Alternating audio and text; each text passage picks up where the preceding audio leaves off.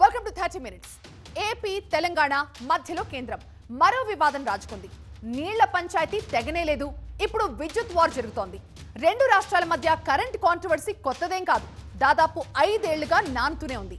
మేం సరఫరా చేసిన విద్యుత్ కి డబ్బులు చెల్లించమని డిమాండ్ చేస్తోంది ఏపీ.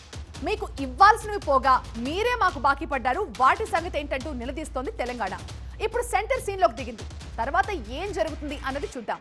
ఇక సెకండ్ టాపిక్, నీళ్లు నదుల్లో వాటా కోసం ఇప్పటికే ఏపీ తెలంగాణ మధ్య యుద్ధం నడుస్తోంది. అదే టైంలో వందలాది టీఎంసీల నీరు వృధాగా సముద్రంలో కలిసిపోతోంది. ఈ సమస్యకి సొల్యూషన్ ఏంటి? ఈ రెండు టాపిక్స్ పై ఇవాల్టి 30 మినిట్స్.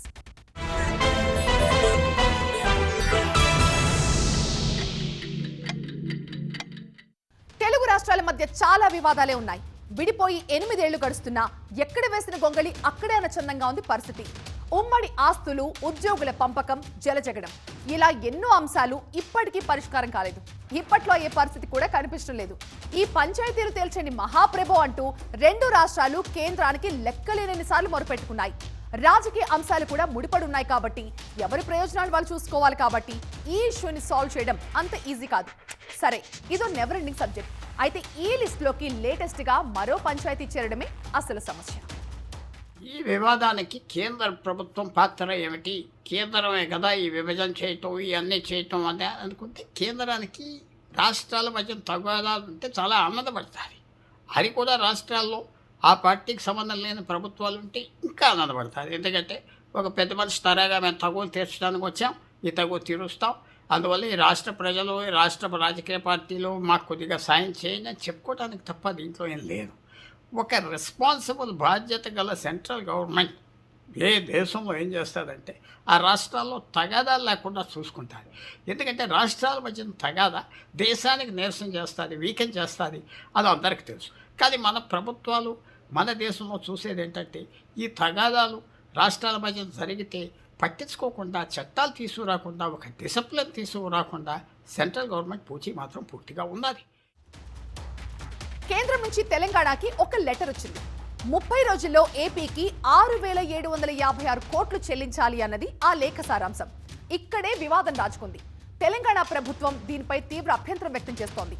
విద్యుత్ బకాయిల పంచాయతీ కొత్తదేం కాదు. రెండు రాష్ట్రాలు తమ తమ వాదనలు గట్టిగానే వినిపిస్తున్నాయి. ఇప్పటికే ఈ వివాదం హైకోర్టులో పెండింగ్ లో ఉంది. కమిటీలు, ఏజీ ఆఫీస్ కూడా సమస్యను పరిష్కరించలేకపోయాయి. ఇలాంటి టైంలో కేంద్రం ఏపీకి బకాయిలు చెల్లించాల్సిందేనంటూ ఆదేశించడం సహజంగానే తెలంగాణకి కోపం తెప్పించింది. మా వాదనలన్నింటినీ కూడా పెడచెవిన పెట్టి కేవలం ఒక ఆంధ్రప్రదేశ్ అడుగుతున్నది అని చెప్పి ఏకపక్ష ఉత్తర్వులు నిన్న ఇవ్వడం జరిగింది. అంటే దీంట్లో చాలా స్పష్టంగా మనకు కనబడుతున్నది రాజకీయ దురుద్దేశపూరితమైన చర్య. తెలంగాణ రాష్ట్ర విద్యుత్ సంస్థలను ఇబ్బంది పెట్టడానికి గత సంవత్సరాల కాలంగా కేంద్ర ప్రభుత్వ సంస్థలు, కేంద్ర విద్యుత్ మంత్రిత్వ శాఖ, స్వయంగా కేంద్ర ప్రధానమంత్రితో సహా అందరూ కూడా అదే ప్రయత్నాల్లో ఉన్నారు. సంవత్సర కాలంగా తెలంగాణ రాష్ట్రాన్ని ఏదో పద్ధతిలో ఇరుకున పెట్టాలి, తెలంగాణ రాష్ట్ర ప్రభుత్వం విద్యుత్ సంస్థలు ఇబ్బందులు పెట్టాలి, తెలంగాణ రాష్ట్రాన్ని చీకట్లోకి నెట్టాలన్న ప్రయత్నం చేస్తూ ఉన్నారు. దాని కొనసాగింపే ఇవాళ ఇచ్చిన ఈ ఉత్తర్వులు. అసలు ఏంటి పంచాయతీ? ఇన్నేళ్ల పాటు ఎందుకు అపరిష్కృతంగా ఉందని తెలుసుకోవాలంటే ఒక 8 ఏళ్లు వెనక్కి వెళ్ళాలి. రాష్ట్ర విభజన జరిగిన తర్వాత అంటే 2014 జూన్ 2 నుంచి 2017 జూన్ 10 వరకు 3 ఏళ్ల పాటు తెలంగాణ డిస్కంలకు, ఏపీ జెన్కో విద్యుత్ సరఫరా చేసింది. అప్పుడు అమల్లో ఉన్న పీపీఏల ప్రకారం ధర చెల్లించాలన్నది నిబంధన. యూనిట్ రేటు విషయంలో ఎవరికీ అభ్యంతరం లేదు. సమస్యల్లా చెల్లించాల్సిన బకాయిల గురించే. ఆ 3 ఏళ్ల కాలానికి సరఫరా చేసిన విద్యుత్ కి మొత్తం 6,756 కోట్లు చెల్లించాలంటోంది ఏపీ. ఇందులో అసలు 3,441 కోట్లయితే ఇన్ని రోజుల ఆలస్యానికి విధించిన సర్ ఛార్జ్ తో మరో 3,315 కోట్లు. అంటే అసలు లేట్ ఫీ దాదాపుగా సరి సమానంగా ఉన్నాయి. ఇప్పుడు ఈ 6,756 కోట్లను ఏపీకి చెల్లించాలని కేంద్రం ఆదేశించింది. కేంద్ర ప్రభుత్వం ఇచ్చింది కదా, కేంద్ర ప్రభుత్వం ఇచ్చిన తర్వాత దే హ్యావ్ టు ఫాలో. వాళ్ళు తప్పించుకోవాలని చూస్తే దాని చట్ట ప్రకారంగా యాక్షన్ తీసుకుంటాం. తెలంగాణ మంత్రి గారు వ్యాఖ్యానించవచ్చు, నేను వ్యాఖ్యానించవచ్చు. కేంద్ర ప్రభుత్వం చెప్పింది ఫైనల్ కదా. రాష్ట్రం విడిపోయిన తర్వాత కేంద్ర ప్రభుత్వం ఆదేశం ప్రకారమే కదా మేము విద్యుత్ సరఫరా చేసింది. కేంద్ర ప్రభుత్వమే డిసైడ్ చేసి చెప్పింది. మా వాదన, వాళ్ళ వాదన పక్కన పెట్టండి. కేంద్ర ప్రభుత్వం ఏం చెప్పిందో దట్ ఈస్ ఎ ఫైనల్. కేంద్ర ప్రభుత్వం 6,000 పైచిలు కోట్ల రూపాయలు బకాయిలు వడ్డీలతో సహా చెల్లించమని చెప్పారు. చెల్లించవలసిన బాధ్యత వాళ్ళకు ఉంది. వాళ్ళు చెల్లించకపోతేనో వాళ్ళ ఆర్గ్యుమెంట్స్ ఏమో చెప్తేనో that will be decided by before the central government or before the law. That's all. ఇంకా దాన్ని కామెంట్ చేసుకుంటూ ఉంటాం వల్ల ఉపయోగం లేదు. పక్క రాష్ట్రాలు అందరూ జాగ్రత్తగా ఉండాలి, మర్యాదగా ఉండాలి, గౌరవంగా ఉండాలి. మనకు రావాల్సిన బాకీలు మనకు రావాలి, చట్టబద్ధంగా ఉన్నాయి. చట్టబద్ధంగా కేంద్రం చెప్పింది కాబట్టి దాన్ని వాళ్ళు ఫాలో అవ్వాలని నేను కోరుకుంటున్నాను. ఫాలో కాకపోతే చూద్దాం. There so many base. 6,000 కోట్ల రూపాయల పైచీలకు ఇవ్వాలని కేంద్ర ప్రభుత్వం చెప్పిన తర్వాతే 12,000 ఎందుకు గుర్తొచ్చింది? ఇది సింపుల్ రీజన్. దీనికి ఎందుకు ఇన్ని ప్రశ్నలను? మేము ఏపీకి 6,000 కోట్లు చెల్లించడం కాదు, ఏపీయే తిరిగి మాకు 12,000 కోట్లకు పైగా చెల్లించాలి అంటోంది తెలంగాణ. దానికి సంబంధించిన వివరాలని లెక్కలతో సహా రిలీజ్ చేసింది. రాష్ట్ర విభజనకి ముందు కర్నూలు, అనంతపురం జిల్లాలు హైదరాబాద్ డిస్కం పరిధిలో ఉండేవి. ఈ 2 జిల్లాల్లో విద్యుత్ సప్లైని మెరుగుపరచడం కోసం విద్యుత్ సంస్థలు అప్పులు తీసుకున్నాయి. ఇప్పుడు ఈ రుణాలు తామే చెల్లిస్తున్నామన్నది తెలంగాణ వాదన. ఈ లెక్క ప్రకారం ఏపీ నుంచి మొత్తం రావాల్సిన నిధులు 17,828 కోట్లు. ఇక ఏపీకి చెల్లించాల్సిన కరెంటు బిల్లులు, వడ్డీలు కలుపుకుంటే ఆ మొత్తం 4,887 కోట్లు మాత్రమే అవుతుంది. సో మేము ఇవ్వాల్సిన బకాయిలు పోను ఏపీఏ మాకు 12,940 కోట్లు బాకీ ఉందంటూ ఆ వివరాలు విడుదల చేసింది తెలంగాణ ప్రభుత్వం. సీలేరులో, లోయర్ సీలేరులో 460 మెగావాట్ల బేస్ లోడ్ జనరేషన్ ఉండేది అక్కడ. అంటే ప్రతి సంవత్సరంలో దాదాపుగా 10 నెలల పైన ఫుల్ జనరేషన్ వస్తుంది. అంటే ఒక్క రోజుకి మనం సగటును తీసుకుంటే 11.4 మిలియన్ యూనిట్ల విద్యుత్ ఉత్పత్తిని మనం కోల్పోయినాం. అంటే మనం తక్కువలో తక్కువ యావరేజ్గా 5 రూపాయలకు పర్ యూనిట్ వేసుకున్నా కూడా రోజు 5 కోట్ల రూపాయల నష్టం.